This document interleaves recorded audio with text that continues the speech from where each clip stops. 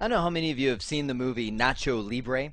I made it through about 30 minutes of it and flipped it off. It felt too much like Napoleon Dynamite to me. I'm like, this is just stupid. But there's a guy at my church who loves it. I don't get it. And every time he comes up to me, he's like, I want to talk about the nitty gritty. So anyway, there's apparently a line in that movie where he says that, so I threw it up there. The nitty gritty configuration of a VPC environment. Our mission as we go into this nugget is to walk through a manual configuration of VPC, which I believe will expose to you, that's how it all works and fits together. Here's your do I know this already? So take a look at the 3 questions and see if you do. If you do, you can move right along to the next nugget. Otherwise, let's get started. Well, this will likely be the only slide because we're going to be in the live configuration for just about the entire nugget. So Jack Black may have to go as we use the whiteboard space. But here's my goal. My goal in this nitty-gritty configuration is to manually configure a VPC environment with 2 separate subnets, launch a couple EC2 instances. We'll just use some Ubuntu instances for the ease. Set up the relationship between them, both in a routing perspective, internet access perspective, and even security perspective. Although I'm planning to have a complete nugget dedicated to the VPC security, you'll get a taste of it in here, right? So hopping into the AWS Management Console. Hopping to a lot of hopping VPC. You can see I'm in the North Virginia region and there is nothing here. Now we are not going to touch that wizard. I'm going to go straight to your VPC, which I call the master subnet of the VPC cloud. We'll name this Virginia. Well, let's just call it Virginia Core Subnet. All right, 172.30.0.0. That's actually what I use for my house. I have subnets at my house, public wireless access. It's awesome. You gotta come to my house. So 172.30.0.0/16 will be the master subnet. We'll use default tenancy, so we are sharing our machines with other customers of Amazon, and that's okay. We don't want to pay for dedicated devices. So there's the Virginia Core subnet. Then I'm going to go and create my subnets of the subnet. So create the subnet. Let's do subnet 1. And I copied it to my clipboard already. 172.31.0/24. VPC will be the Virginia Core. We'll throw it in East 1A. And there's my CIDR block. Right? So that's subnet 1. Normally you would probably name that web subnet or database subnet or whatever you're going to use each one of these subnets for, whatever your purpose is for the segmentation. So I'll do subnet 2. We'll do 172.30.2.0. And we'll throw that in there as the CIDR block. East 1A, just kidding, 2.0. All right, there we go. Amazon is awesome. Isn't it? I mean, they tune their system so well that it's like, oh, pop up. It's it's not one of those things where you submit. It's like, please correct this. It's just like it's just there. It's on top of it to guide you through it. Okay, so I've got the 2 subnets created. Now let's add in an internet gateway because these guys have to get to the internet. Check out how simple this is. What is the name of the internet gateway? Let's call it internet. Now you don't have to worry about this internet gateway being redundant or anything like that, or adding multiple internet gateways, because this is using Amazon's core routing infrastructure. If you have a single internet gateway, that's cool. You can point your subnets to it. Now let's talk about the routing tables. So right now let's just draw a quick diagram over here. We've got the Virginia region and the VPC we've called Virginia 172.30.0.0/16 as the master subnet. And inside of there we've created 2 subnets, subnet 1 and subnet 2, 172.30.1.0/24 and .2.0/24. Now we need to connect. Does this work? This is the first time in 10 years I've ever used the eraser on my pen at CBT Nuggets. That's awesome. So we're going to have the internet gateway, essentially the router off to the internet, that we're going to attach to these 2 different subnets. Now that's going to open the can of worms on the routing table, meaning I need these guys to get to the internet. However, just attaching them to an internet gateway doesn't do it. Let's go over there and I'll show you how this works. So I'm going to say I need to attach the internet to the VPC. Let's call it Virginia Core. See it? By the way, see how I did that? Internet attached to VPC. It's just kind of a lingering internet gateway, and it goes, okay, I'm attached. But right now, the subnets over here don't know how to get there. Notice I've got subnet 1 and subnet 2. If I look at the routing table, this guy says, hey, I know how to get to the master subnet, meaning these subnets know how to reach each other, and essentially any 172.30 subnet that I create. Now, again, keep in mind, reaching each other from a routing perspective, very different than reaching each other from a security perspective. So routing, Amazon does for you. They're like, why would you not want that? You want to have reachability, at least from routing, but you may want to put security in between these subnets so that they can't access each other from a firewall perspective, right? That's totally cool. So notice each of these guys has their own little route. I'm going to go into the subnets, click on Edit for subnet number 1. And I'm going to, oh, actually, that's not, I'm under the subnet. I need to be under the routing table. I'm going to go into the routing table for subnet number 1. And you can see I've got the routing table, the single routing table, which is actually associated as the main routing table of this.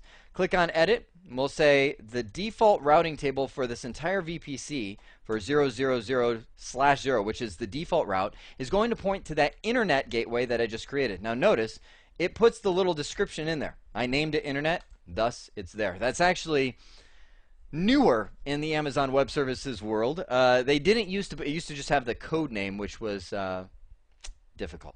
Okay, so I'm gonna click on Save. Now it says, okay, the default internet route is there. Now, when I look at the subnets, notice what's happening.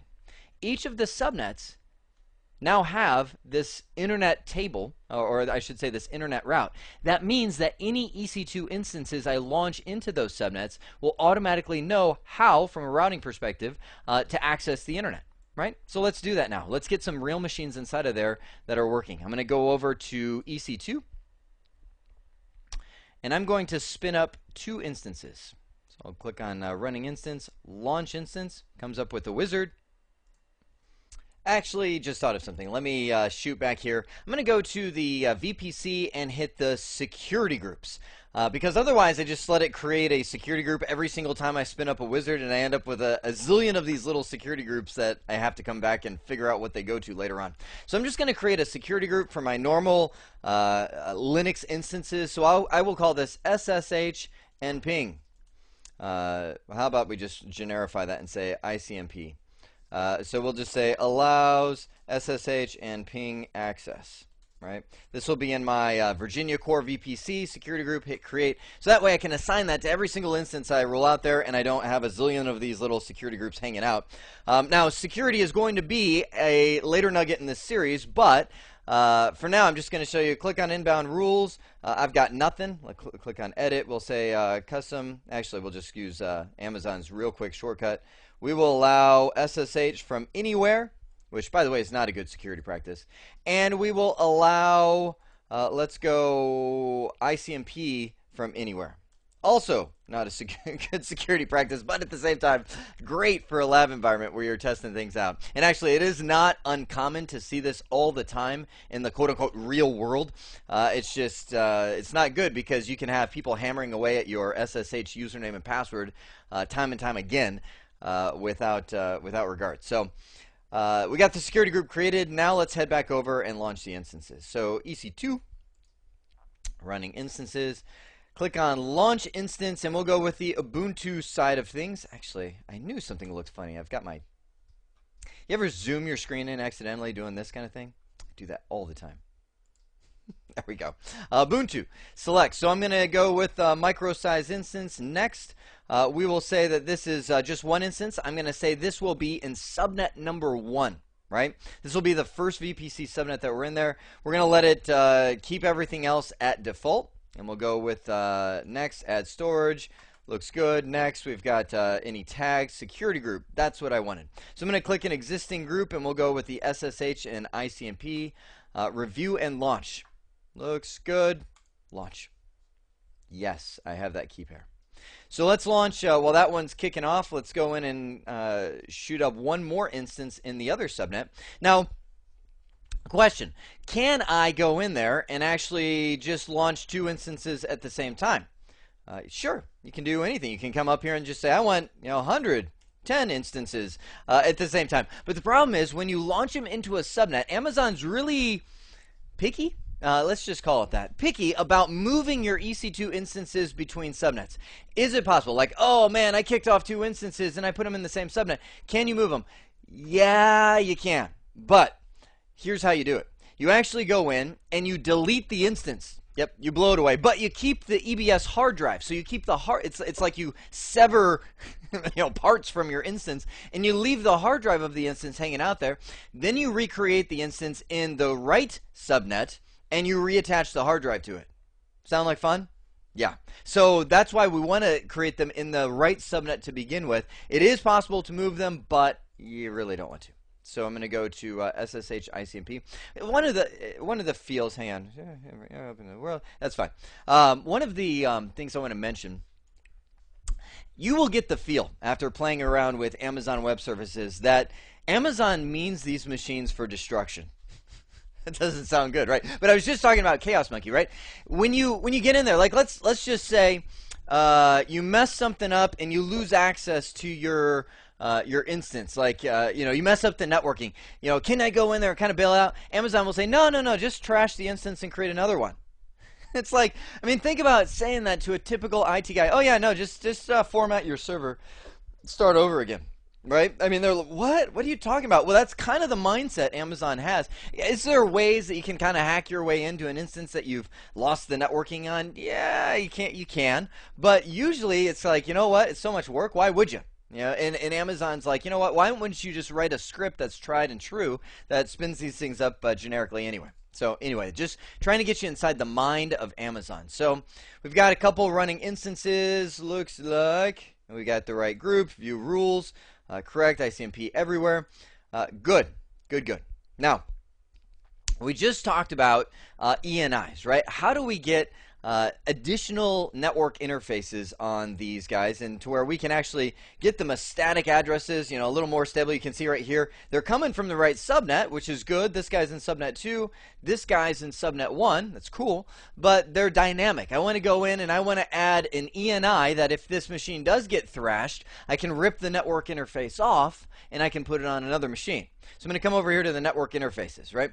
And I can see right here are the 2 primary network interfaces of the machine that are listed under my network interfaces. I just clicked on the security group. So that's these 2 guys, right? But I'm going to create another ENI, a second network interface, and we'll call this guy subnet 1.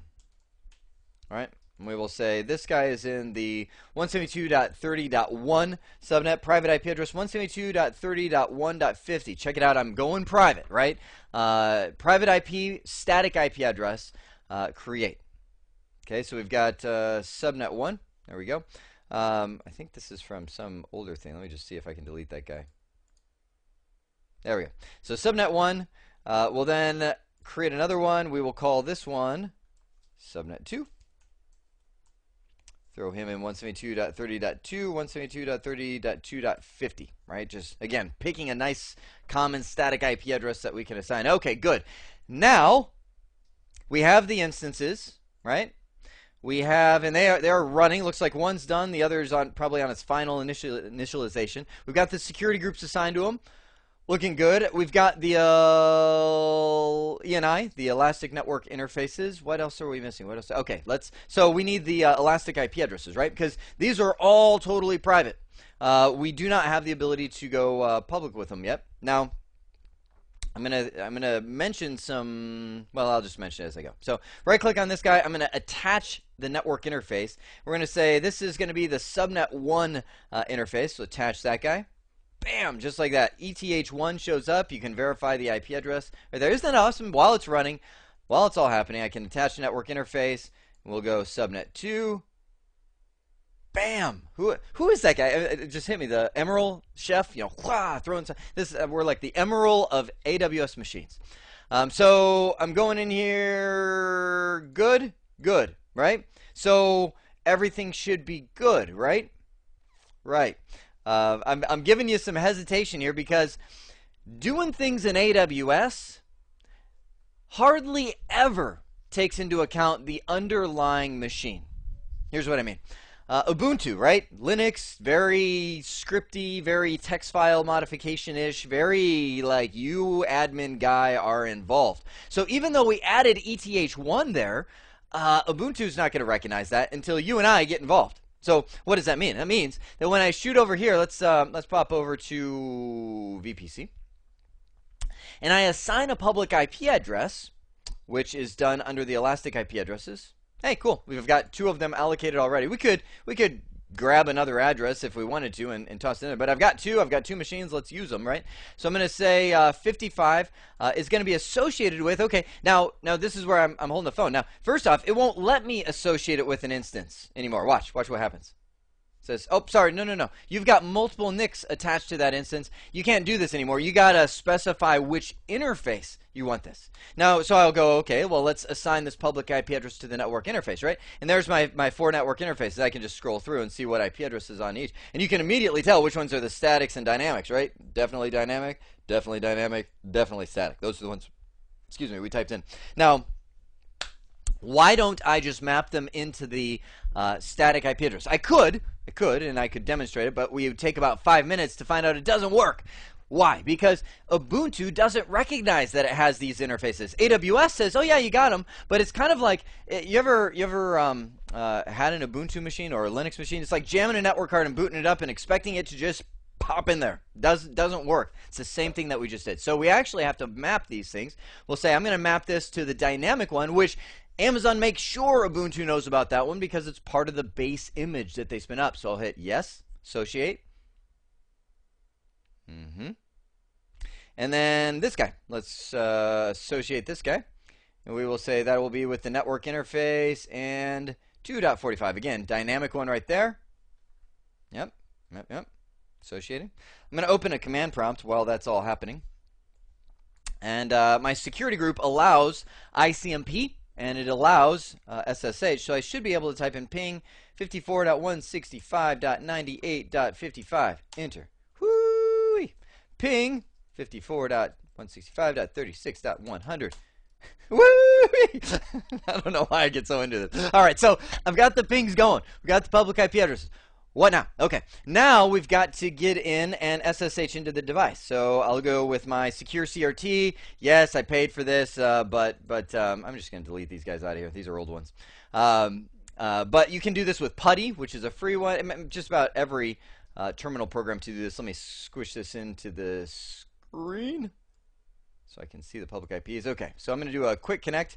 Let's go to 54.165.98.55, and we'll go with the username because Amazon requires you to do this with their base image, Ubuntu, right? I'm going to use the public key, which I created from Amazon. I just downloaded it to my download folder here. I almost said bucket. I'm too into the S3 world, right? This is the public key and private key set that I created the VM with, so I'm going to authenticate with that. Save session connect. Yes. Accept and save.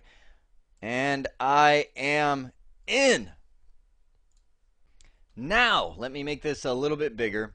We get into the little bit of Ubuntu Linux side of things. Now, I know some of you guys out there are like, I'm Windows only, I will never touch Linux. This part is actually not for you. I mean, okay, maybe it's for you if you ever want to be Linux, but this is for the Linux lover at heart, which I would say there is by far more Linux instances running in the AWS world than there are Windows instances because of the place of AWS and all of its hosting wizardry, right?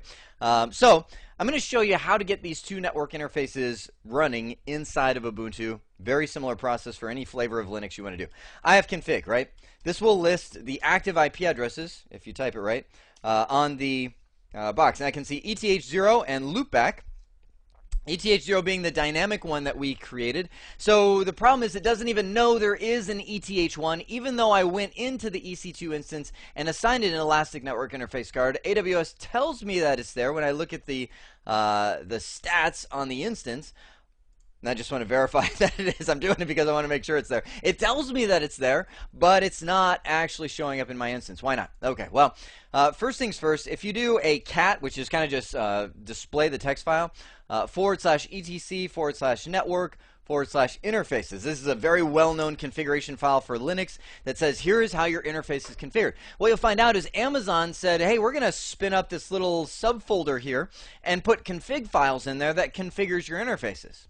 Okay, so I'm going to go, then let's do a quick ls, a listing of interfaces.d, this folder that they're pointing to, and it looks like they only have a configuration file for eth0 .config. Let's see what's in there.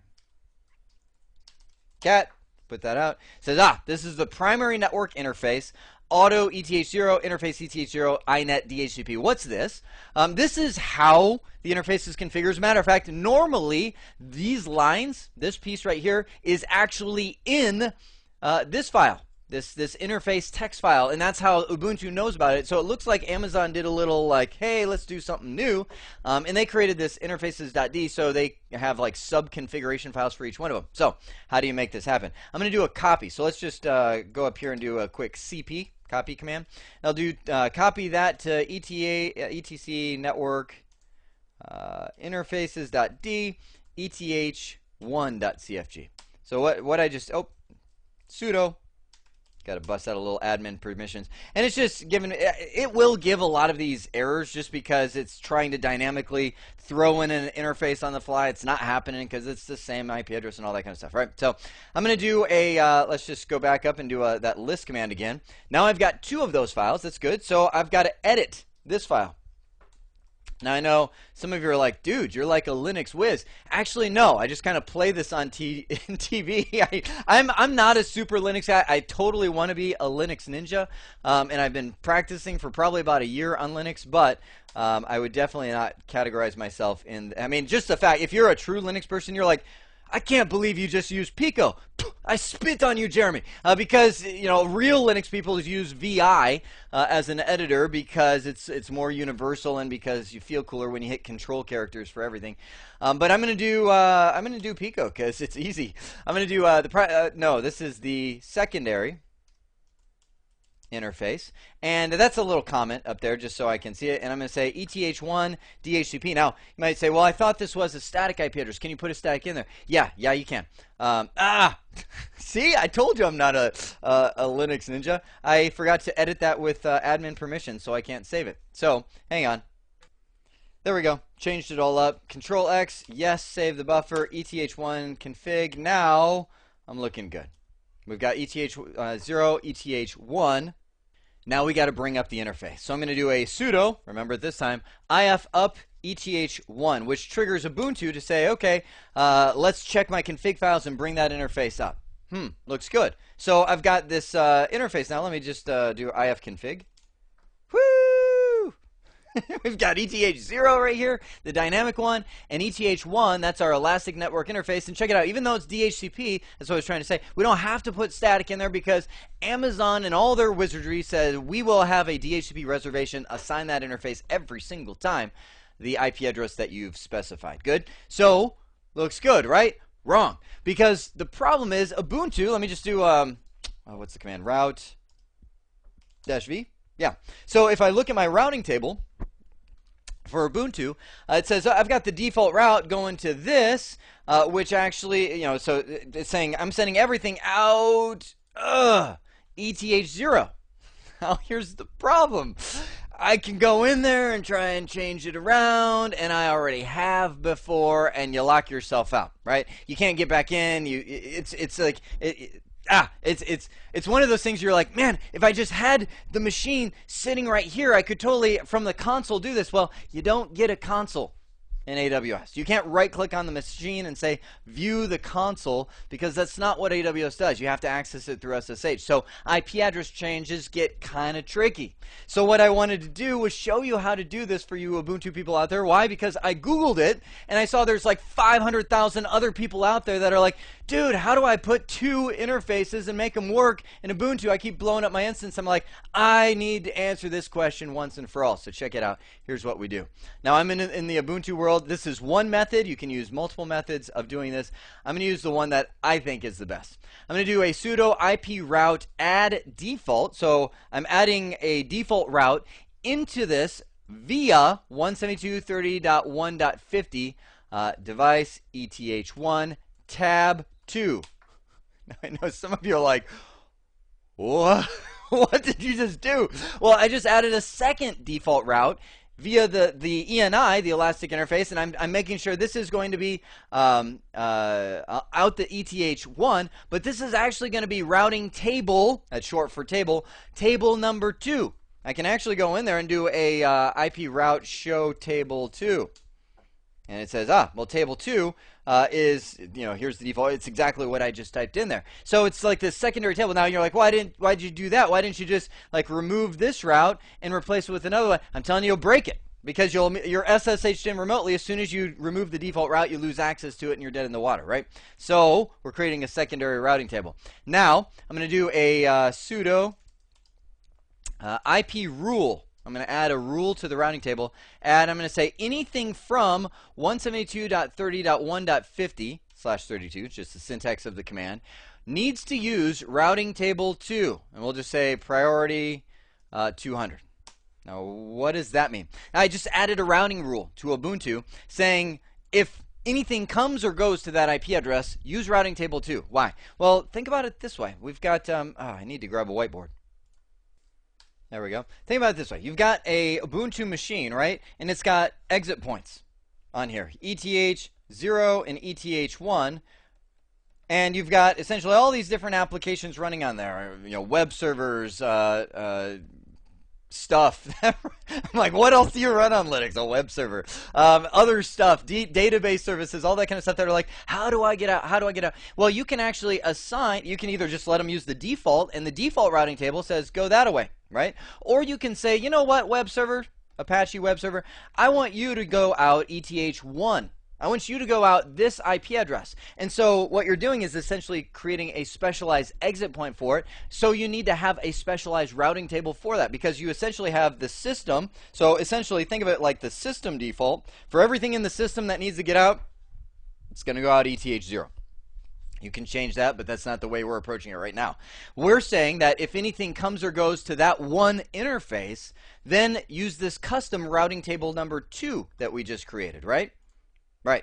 So we've now got routing table number 2 that's in play there. So I'm going to verify that rule by doing an IP rule show command and show me the rules. And I can see, you might say, well, what was this priority 200? What I'm saying is, in comparison to all the other tables, lower priority is better. So it's saying the only thing that beats it is a local lookup. Like if something's trying to reach the local interface, like it's right there, duh, it's rule number 0, essentially highest priority. That one always wins. But this one says, okay, if you're coming from, this is priority of 200, if you're coming from or to this, then use routing table number 2. Everything else, just use the main routing table or the default routing table of the system, which is this one that I showed you right here, route-v. This says go ahead and go out the ETH0 interface, right? Last thing I'm going to do is just flush the routing table, sudo IP route flush cache. And now we're good. Now we've got the rules that have taken effect. We don't want any cached rules or previous ways to go. So what can I do now? Now I can shoot back over to EC2 and VPC, elastic IP addresses, and I can yank this one, or wait, this one, off of the dynamic, the 172.30.1.222, which is a valid one, but if I want it to be a true ENI that I can rip off and take somewhere else, then I want to go in there and associate that address, and I can do this on the fly, don't have to power down anything. Associate that address with, let's go for this guy. Now you have to check this box, allow an elastic IP address already associated to be reassociated. It's grayed out until you do. So I'll click that, yes, associate, and there we go. Now, my guess, it's probably a pretty good one, is that I have totally lost access now to my Ubuntu instance. Not yet, though. Hang on. There we go. Okay, it died. So it just took a sec for that to take effect, but essentially my session was just lost to Ubuntu. I'm hitting the enter key. I'm dead in the water because I was essentially natted through to this IP address, and now I just changed that. So let's test this. I'm going to disconnect. Hit OK. Please disconnect. There we go. And I'm just going to hit the enter key again and reconnect. Drum roll, please. Please. Hang on. Let's try the ping. Ping 54.165.98.55. Ah. Oh, what did I do wrong? Okay. Okay, hang on. Time to troubleshoot. First thing, let's get a continual ping going.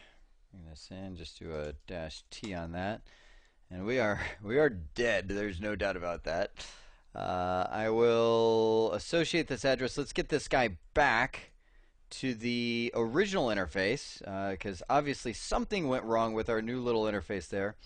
And I will hope, so we don't have to trash the instance, that it suddenly picks up and responds to this. So we'll actually be able to see with the ping how fast it does that. Meanwhile, let's brainstorm. So we created the second ENI. We saw that showing up there. We saw the routes entered. We did the rule going in. Okay, good. Whew. Let's see if we can get back in. File connect. My mind is going crazy. All right, so let's go over here. And do a ifconfig. Make sure I didn't lose the interface. Nope, it's still there. Let's do a show IP route. This just shows the default routes on there. So IP route show table 2. Oh! Oh! That was easy. Look at this. Default route via 172.31.50. That's itself. That doesn't work. Hang on, route -v. It should be. This should be the default route. Essentially, I pointed this server to itself for routing table number 2 as its default route. So it says if you don't know how to get somewhere, then ask yourself. Essentially. So let's fix that. Let's do a what would it be? Route. Let's see. IP route help. There we go. Hey, it can tell I'm looking for a bailout there. IP route. There we go. IP route delete. So let's do sudo IP route delete default via 172.30.1.50 itself device ETH1 table 2. So now I'll do a IP route show table 2. Nothing. Okay, good. So sudo IP route add default via 172.30.1.1 table 2. Show table 2. Good.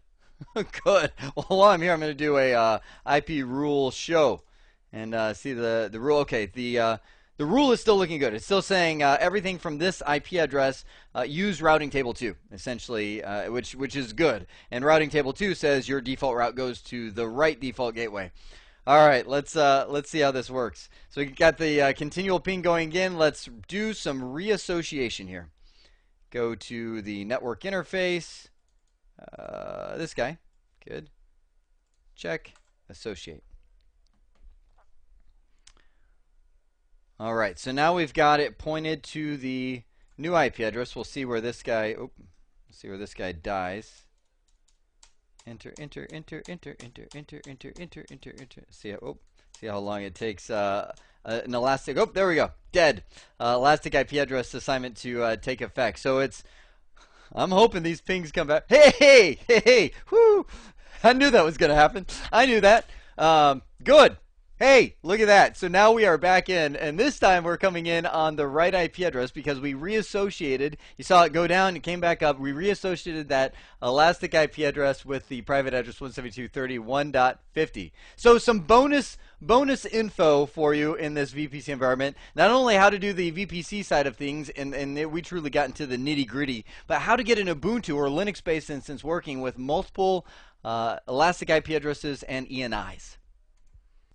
At this point, I would love for you to try this yourself. So what I did was create a list of objectives. I don't like doing steps because, click here, go here. It doesn't help you learn anything. Just objectives to kind of wrestle through yourself. Create a VPC, add multiple subnets, custom routing table, add a second internet gateway, launch a Windows or Linux instance. Obviously, I went on a great Ubuntu adventure in this nugget. You don't have to do that. If you're more familiar with Windows and comfortable there, go there.